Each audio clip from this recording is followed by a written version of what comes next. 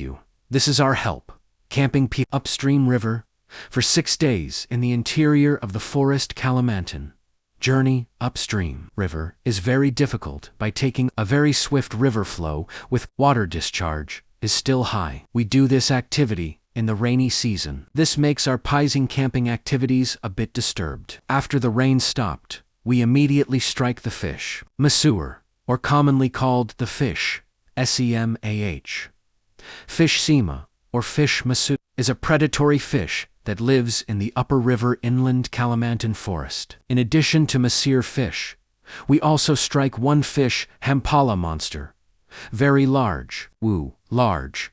This time there are 6 kilos. Or hide also, jumpet lang sema fish or mazer fish. Casting results, we directly cooked in the middle of the forest. Mazer fish, freshly caught and directly cooked, like this. The meat tastes very good. We enjoy this fish by the river. At night, we do activities that dive fish and get one monster fish. That is good fish.